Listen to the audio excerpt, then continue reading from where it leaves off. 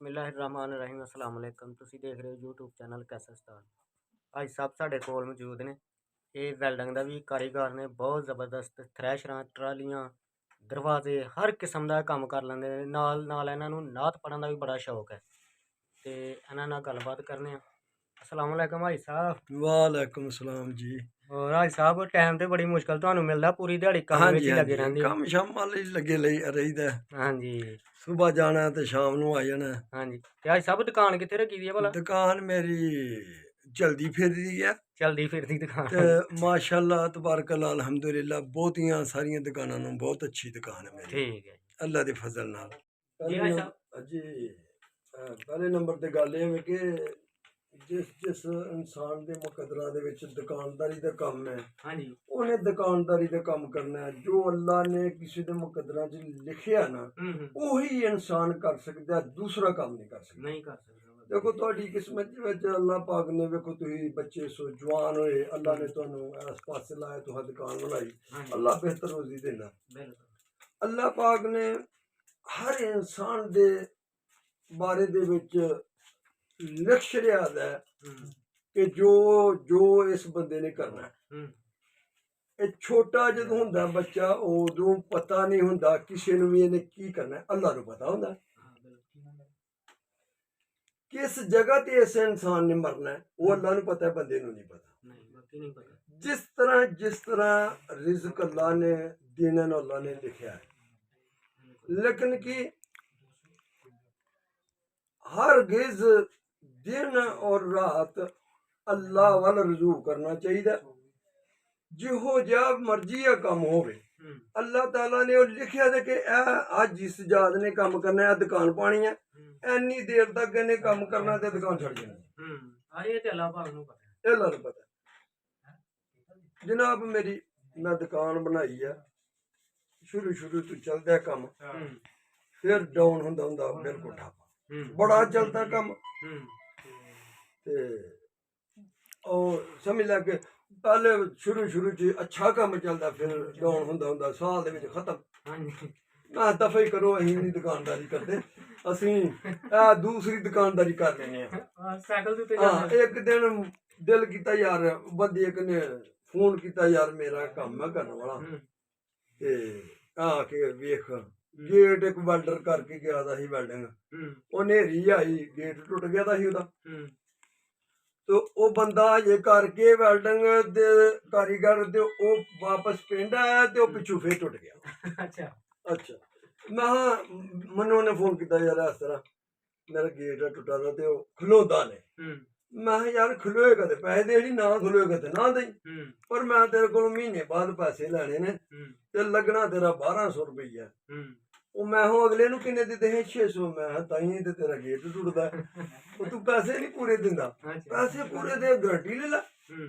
जनाब मेरी उन्हें कहा ठीक है जी मैं 1200 ही देंगा।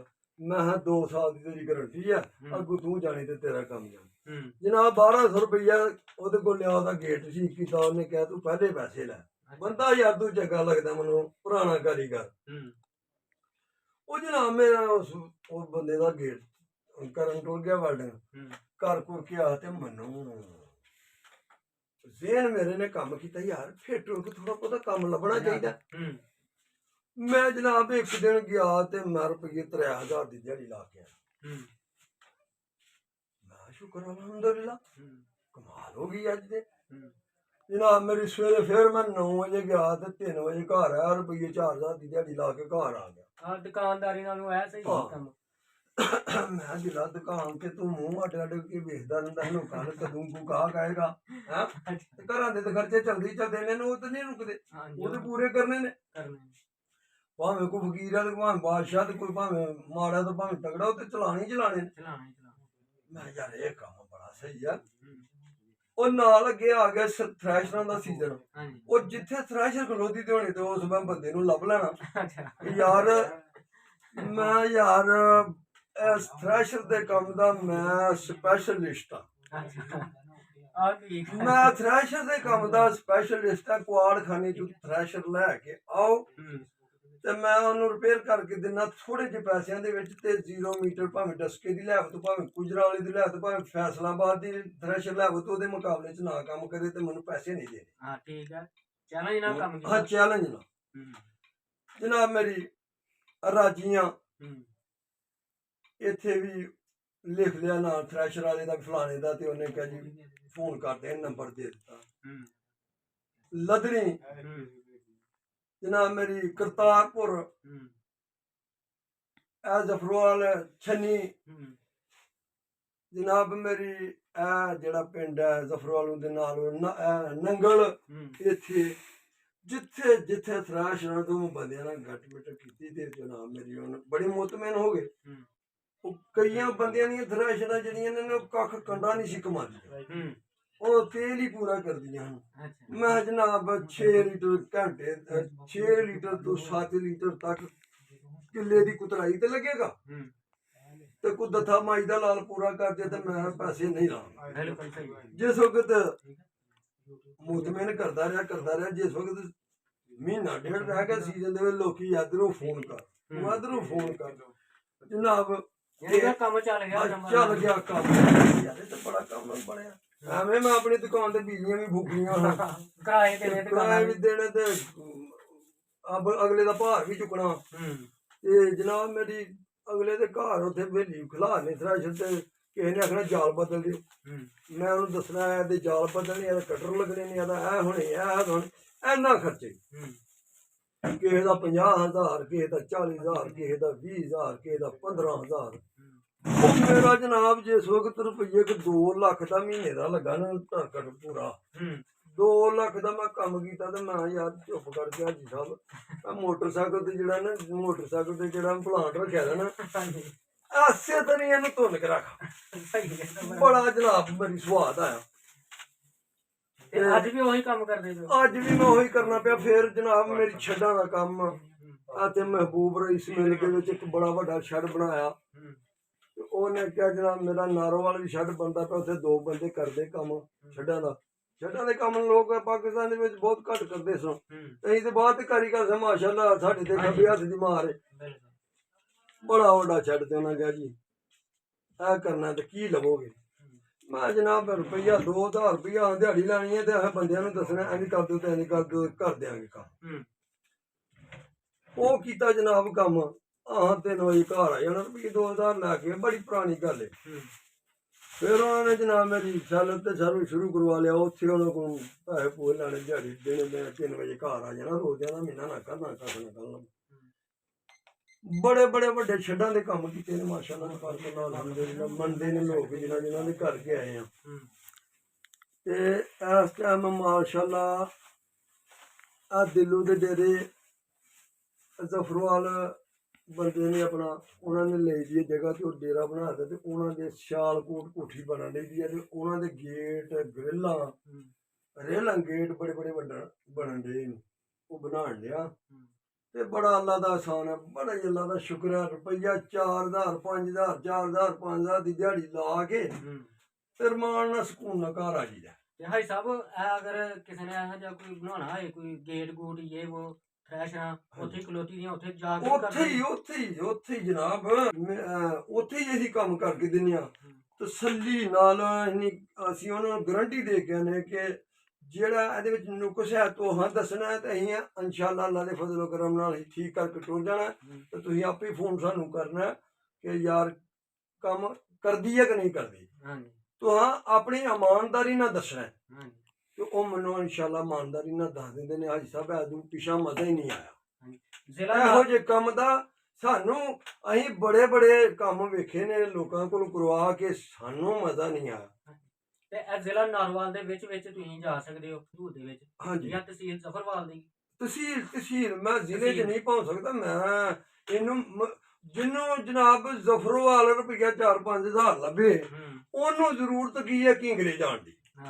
ਇਹ ਵੇਖੋ ਆਪਣੇ ਆ ਜਿਹੜੇ ਇੱਧਰ ਕੋਈ ਦੋਸਤ ਹੋਵੇ, ਕੋਈ ਉਹੋ ਜਿਹਾ ਬੰਦਾ ਹੋਵੇ, ਤੇ ਅਸੀਂ ਕਹਿੰਦੇ ਕਿ ਚਲੋ ਯਾਰ ਇਸ ਬੰਦੇ ਨੂੰ ਵੀ ਅਸੀਂ ਆਪਣਾ ਹੱਥ ਦੱਸ ਛੱਡਦੇ ਹਾਂ, ਤੇ ਜਿਹਨੂੰ ਦੱਸ ਜਿਹੜੀ ਤੇ ਉਹ ਅੱਲਾ ਦੇ ਫਜ਼ਲ ਕਰਮ ਨਾਲ ਆਂਦਾ ਯਾਰ ਬਾਕੀ ਤੂੰ ਕਿਸੇ ਪੀਰ ਉਸਤਾਦ ਦੀ ਮਾਰ ਕਰ। ਜਨਾਬ ਲੋਹੇ ਦੇ ਵਿੱਚ ਲੋਹੇ ਦੇ ਵਿੱਚ ਵੇਖੋ ਛੇਬ ਅਲਮਾਰੀਆਂ ਦਾ ਵੀ ਮੈਂ ਕੰਮ ਫੜਨਾ ਤੇ ਛੇਬ ਅਲਮਾਰੀਆਂ ਦਾ ਕੰਮ ਜਿਹੜਾ ਨਾ ਉਹ ਘਰਾਂ ਦੇ ਵਿੱਚ ਹੀ ਹੁੰਦਾ। ਛੇਬ ਅਲਮਾਰੀਆਂ ਲੋਕੀ ਚੁੱਕ ਕੇ ਤੇ ਆਪਣਾ ਜ਼ਫਰਵਾਲ ਤੇ ਧਮਥਲ ਨਹੀਂ ਜਾ ਸਕਦੇ ਤੇ ਉਹ ਜਦੋਂ ਲੋਕਾਂ ਦੀਆਂ ਨੂੰਹਾਂ ਦੀਆਂ ਧੀਆਂ ਦੀਆਂ ਉਹ ਅਲਮਾਰੀਆਂ ਛੇਬ ਅਲਮਾਰੀਆਂ ਆਈ ਦੀਆਂ ਹੁੰਦੀਆਂ ਨੇ ਨਾ ਦਾਜ ਦੀਆਂ ਤੇ ਉਹ ਜਨਾਬ ਖਰਾਬ ਹੋ ਜਾਂਦੀਆਂ ਨੇ ਸਾਲ ਬਾਅਦ ਜਾਂ 2 ਬਾਅਦ ਬੱਚੇ ਹੋ ਜਾਂਦੇ ਨੇ। ਉਹ ਬੱਚੇ ਜਦੋਂ ਥੋੜੇ ਵੱਡੇ ਹੁੰਦੇ ਨੇ ਉਹ ਬਾਰੀਆਂ ਬੂਹਿਆਂ ਨਾਲ ਲਮਕਾਉਂਦੇ ਨੇ ਤੇ ਕਿਤੇ ਕੁੰਡਾ ਮਰੋੜ ਕਿਤੇ ਤਾਲਾ ਤੋੜ ਕਿਤੇ ਕੁਝ ਉੱਥੇ ਆ ਕੇ ਜਨਾਬ ਬੜੀ ਬੜਾ ਆਪਣਾ ਕੰਮ ਬਣ ਜਾਂਦਾ। ਇੱਕ ਬੂਹਾ ਜਿਹੜਾ ਨਾ ਟੁੱਟ ਜੇ ਤੇ ਉਹਦਾ 500 ਰੁਪਈਆ ਲਈਦਾ, ਜੇ ਤਾਲਾ ਖਰਾਬ ਹੋ ਜੇ ਤੇ ਉਹਦਾ ਵੀ 500 ਰੁਪਈਆ ਲਈਦਾ। ਇਹਨਾਂ ਮਾਈਦਾ ਨਾਲ ਮੈਨੂੰ ਦੱਸੋ ਕਿਹੜਾ ਇੱਥੇ ਕਮਾਉਂਦਾ? ਨਹੀਂ ਤੇ ਜੇ ਕਿਸੇ ਦੀ ਜਾਲੀ ਜੂਲੀ ਖਰਾਬ ਹੋ ਜਾਏ ਗ੍ਰਿਲ ਦੀ ਉਹ ਵੀ ਅਸੀਂ ਲਾ ਲੂ ਦਿੰਦੇ ਆ। ਤੇ ਛੋਟੇ ਕੰਮ ਜਿਹੜੇ ਨੇ ਛੋਟੇ ਕੰਮ ਉਹ ਮੇਰੇ ਵਾਸਤੇ ਥੋੜੇ ਜਿਹੇ ਮੁਸ਼ਕਲ ਨੇ। ਉਹ ਪੁੱਛੋ ਕਿਉਂ ਕਿ ਮੈਂ ਸ਼ੁਰੂ ਤੋਂ ਬੜੇ ਵੱਡੇ ਹੈਵੀ ਕੰਮ ਕੀਤੇ ਨੇ। ਮੈਂ ਤੁਹਾਨੂੰ 14-15 ਸਾਲ ਕੰਮ ਕੀਤਾ ਨਾ ਤੇ ਮੇਰਾ ਕੰਮ ਹੈਵੀ ਗਿਰਿਆ। ਮੈਨੂੰ ਮੇਰੇ ਉਸਤਾਦ ਥਾਪੜਾ ਦਿੱਤਾ ਕਿ ਪੁੱਤਰ ਤੂੰ ਨਹੀਂ ਕਿਤੇ ਵੀ ਹਾਰ ਸਕਦਾ। ਤੇ ਇੱਕੋ ਗੱਲ ਮੈਨੂੰ ਉਸਤਾਦ ਨੇ ਦੱਸੀ ਸੀ ਕਿ ਪੁੱਤਰ ਮੈਨੂੰ ਗਾਲ ਨਾ ਕਿਸੇ ਕੋਲ ਪਵਾਈ। ਤੇ ਮੈਂ ਉਹਨੂੰ ਉਸਤਾਦ ਨੂੰ ਕਿਹਾ ਮੈਂ ਜਿਹੜਾ ਤੈਨੂੰ ਗਾਲ ਕੱਢੇ ਮੈਂ ਉਹਦੀ ਜੀਭ ਵੱਢ ਕੇ ਤੇ ਤੈਨੂੰ ਮੈਂ ਦੱਸ ਸਕਦਾ ਇਹਨੇ ਤੈਨੂੰ ਗਾਲ ਕੱਢੀ ਸੀ ਤੇ ਕਿਹੜੀ ਗੱਲ ਤੂੰ ਕੱਢੀ ਸੀ। ਮੇਰੇ ਅੱਗੇ 50 ਕਾਰੀਗਰ ਆ ਜਾਣ ਤੇ ਅੱਲਾ ਦੇ ਫਜ਼ਲੋ ਕਰਮ ਨਾਲ ਉਹ ਹੱਥ ਨਾਲ ਕੰਮ ਕਰਨ, ਉਹ ਜ਼ੋਰ ਨਾਲ ਕੰਮ ਕਰਨ ਤੇ ਅੱਲਾ ਦੀ ਫਜ਼ਲੋ ਕਰਮ ਨਾਲ ਅਸੀਂ ਵੇਖ ਕੇ ਕੰਮ ਕਰ ਛੱਡਨੇ। ਐਨੀ ਮਾਲਕ ਨੇ ਇਸ ਲੋਹੇ ਦੇ ਵਿੱਚ ਮੈਂ ਸੁਣਿਆ ਨਾ ਹਜ਼ਰਤ ਦਾਊਦ ਅਲੈਹਿਸਲਾਮ ਉਹਨਾਂ ਦੇ ਅੱਗੇ ਲੋਹਾ ਨਰਮ ਹੋ ਜਾਂਦਾ ਸੀ ਤੇ ਮੇਰੇ ਉਸਤਾਦ ਦੀ ਦੁਆ ਆਇਆ ਸੀ ਤੇ ਲੋਹੇ ਦੇ ਕੰਮ ਦੇ ਵਿੱਚ ਮੈਨੂੰ ਕੋਈ ਮਾਜਦਾ ਨਾਲ ਅੱਲਾ ਦੇ ਫਜ਼ਲੋ ਕਰਮ ਨਾਲ ਇਨਸ਼ਾਅੱਲਾ ਕੋਈ ਪਰੇਸ਼ਾਨ ਨਹੀਂ ਕਰ ਸਕਦਾ, ਕੋਈ ਹਰਾ ਨਹੀਂ ਸਕਦਾ। ਜਿਹੜੇ ਕੰਮ ਨੂੰ ਹੱਥ ਪਾ ਲੈਣਾ ਇਨਸ਼ਾਅੱਲਾ 10 ਕਾਰੀਗਰਾਂ ਨਾਲੋਂ ਉੱਤੇ ਚੀਜ਼ ਬਣਾ ਕੇ ਦੇਵਾਂਗੇ। ਯਾਨੀ ਕਿ ਸਹੀ ਤੁਸੀਂ ਹਾਂਜੀ ਉਸਤਾਦ ਦੀ ਮੇਰੀ ਗੱਲ ਸੁਣੋ 14 ਸਾਲ ਕੰਮ ਕੀਤਾ, 14 ਸਾਲ ਉਸਤਾਦਾਂ ਦੀ ਸ਼ਾਗਿਰਦੀ ਕੀਤੀ ਆ। ਜਦੋਂ ਉਸਤਾਦ ਸ਼ਾਗਿਰਦ ਨੂੰ ਉਸਤਾਦ ਕਹਿਣ ਡੈ ਪੈਣ ਕੋਈ ਛੋਟੀ ਜਿਹੀ ਬਾਤ ਹੈ। ਫਿਰ ਉਸਤਾਦ ਕਹਿਣ ਡੈ ਪੈਣ ਉਸਤਾਦ ਤੇ ਫਿਰ ਪੂਰਾ ਅੱਡਾ ਕਵੇ ਉਸਤਾਦ ਤੇ ਫਿਰ ਇਹ ਛੋਟੀ ਜਿਹੀ ਗੱਲ ਹੈ। ਉਸਤਾਦੀ ਹੁੰਦੀ ਹੈ ਤੇ ਲੋਕ ਕਹਿੰਦੇ ਨੇ ਦੀਵੇ ਥੱਲੇ ਤੇ ਵੈਸੇ ਵੀ ਨਹੀਂ ਹੁੰਦਾ। ਰੈਕ ਰੂਕ ਵੀ ਬਣਾ ਲੈਂਦੇ ਹਰ ਸ਼ੈ ਮੈਂ ਨਾ ਜੀ ਲੋਹੇ ਦੇ ਵਿੱਚ ਮੇਰੇ ਕੋਲ ਜਿਹੜੀ ਮਰਜ਼ੀ ਸ਼ੈ ਤਿਆਰ ਕਰਵਾ ਲਓ ਅੱਲਾ ਦੀ ਮਿਹਰਬਾਨੀ ਦੇ ਨਾਲ। ਰੈਕ ਬਣਵਾ ਲਓ। ਇਹ ਵੇਖੋ ਨਾ ਜ਼ਫਰਵਾਲ ਦੇ ਵਿੱਚ ਮੈਂ ਰੈਕਾਂ ਦੇ ਕੰਮ ਕੀਤੇ ਨੇ। ਆਪਣਾ ਹਾਰਡਵੇਅਰ ਵਾਲੀ ਦੁਕਾਨ ਤੇ ਕੀਤੇ ਨੇ ਸੋਹਣੇ ਤੇ ਸੁਥਰੇ। ਤੇ ਆਪਣਾ ਅਲੀ ਹੈਦਰ ਪਲਾਈ ਬੋਰਡ ਵਾਲੇ ਦੁਕਾਨ ਵਾਲੇ ਨੇ। ਇਹਨਾਂ ਦੀ ਬੜੀ ਵੱਡੀ ਦੁਕਾਨ ਹੈ ਮਾਸ਼ਾਅੱਲਾ ਤਬਾਰਕ-ਅੱਲਾ। ਬਹੁਤ ਅੱਛੇ ਬੰਦੇ ਨੇ। ਇਹਨਾਂ ਦੇ ਰੈਕਾਂ ਦੇ ਕੰਮ ਕੀਤੇ ਨੇ। ਉਹਨਾਂ ਦੇ ਹੀ ਅਸੀਂ ਉਹ ਸਿਆਲਕੋਟ ਬਿਲਡਿੰਗ ਬਣਨੇ ਦੀ ਉਹਨਾਂ ਦਾ ਕੰਮ ਮੈਂ ਸ਼ੁਰੂ ਕੀਤਾ ਹੈ। ਉਹ ਸਾਰਾ ਮੇਰੇ ਕੋਲ ਕੰਮ ਮੈਂ ਉਹਨਾਂ ਨੂੰ ਕਿਹਾ ਮੈਂ ਯਾਰ ਮੈਂ ਕੰਮ ਬਹੁਤ ਹੈ ਤੇ ਮੈਂ ਕੋਈ ਕਾਰੀਗਰ ਲੈ ਆਵਾਂ ਹੋਰ। ਉਹਨਾਂ ਕਹਿੰਦਾ ਨਾ ਬਾਬਾ ਨਾ ਸਾਨੂੰ ਨਹੀਂ ਉਹ ਕਾਰੀਗਰ ਚਾਹੀਦਾ ਕੋਈ ਤੇਰੇ ਤੋਂ ਸਵਾ। ਤੇ ਸ਼ਟਰਿੰਗ ਦੀਆਂ ਪਲੇਟਾਂ ਵੀ ਬਣਾ ਲੈਂਦੇ ਹੋ ਜੀ। ਸ਼ਟਰਿੰਗ ਦੀਆਂ ਪਲੇਟਾਂ ਜਿਹੋ ਜਿਹੀਆਂ ਕੁਛ ਆਏ ਉਹੋ ਜਿਹੀਆਂ ਬਣਾਈ ਆ। ਯਾਨੀ ਕਿ ਤੁਹਾਡੇ ਗੱਲ ਕਰਨ ਦਾ ਮਕਸਦ ਹੈ ਕਿ ਕਾਰੀਗਰ ਨੂੰ ਕੰਮ ਦੀ ਕੋਈ ਥੋੜ ਨਹੀਂ। ਕਾਰੀਗਰ ਨੂੰ ਕੰਮ ਦੀ ਥੋੜ ਨਹੀਂ ਕੋਈ ਵੀ। ਉਹ ਅੱਲਾਹ ਪਾਕ ਮਿਹਰਬਾਨ ਹੋਵੇ ਤੇ ਅੱਲਾਹ ਪਾਕ ਮਿਹਰਬਾਨ ਨਾ ਹੋਵੇ ਤੇ ਕਾਰੀਗਰ ਵੀ ਕੋਈ ਕਾਰੀਗਰ ਨਹੀਂ। ਜੇ ਅੱਲਾਹ ਪਾਕ ਆਪਣਾ ਕਰਮ ਕਰੇ ਫਜ਼ਲ ਕਰੇ ਤੇ ਕਾਰੀਗਰ ਉਹ ਉਹਨੂੰ ਜਿੱਥੇ ਵੀ ਜਾਏਗਾ ਉਹ ਰੋਜ਼ੀ ਖੁੱਲੀ ਕਮਾ ਸਕਦਾ। ਥੋੜੇ ਛੋੜੇ ਬਣਾ ਲੈਣੇ ਝੁੰਟੇ ਆਰਸ਼ਾ ਤੁਹਾਨੂੰ ਦੱਸਿਆ ਜੀ ਲੋਹੇ ਦੇ ਵਿੱਚ ਜੋ ਡੱਬਾ ਹੋਣਾ ਦੱਸੋ ਹਰ ਚੀਜ਼ ਆ ਜਾਂਦੀ ਹੈ ਵਿੱਚ ਹਰ ਸ਼ੈ ਬਣਾ ਲਈ ਦੀ ਆ। ਮੈਂ ਬਾਬਾ ਤਾਲਬ ਵੀ ਇਸ ਤਰ੍ਹਾਂ ਦਾ ਲੋਹੇ ਦਾ ਬਣਾ ਸਕਦਾ। ਮੈਂ ਬਾਬਾ ਤਾਲਬ ਵੀ ਬਣਾ ਦੇ ਕਿ ਸਾਨੂੰ ਲੋਹੇ ਦਾ। ਅੱਲਾ ਦੀ ਰਹਿਮਤ ਹੈ ਸ਼ੁਕਰ ਹੈ ਸੁਜ਼ਾਤ ਪਾਕ ਦਾ ਲੱਖ ਤੇ ਕਰੋੜ ਵਾਲੀ। ਤੇ ਜਦੋਂ ਦਾ ਮੈਂ ਕੰਮ ਸ਼ੁਰੂ ਕੀਤਾ ਦਾ ਨਾ ਤੇ ਮੈਨੂੰ ਕੋਈ ਥੋੜ ਨਹੀਂ। ਫਿਰ ਇਹ ਗੱਲ ਜਦੋਂ ਬੰਦਾ ਨੀਅਤ ਨਾਲ ਤੁਰ ਪਏ ਨਾ ਪੱਕਾ ਹੋ ਕੇ ਤੇ ਅੱਲਾ ਪਾਕ ਫਿਰ ਕਰੇ।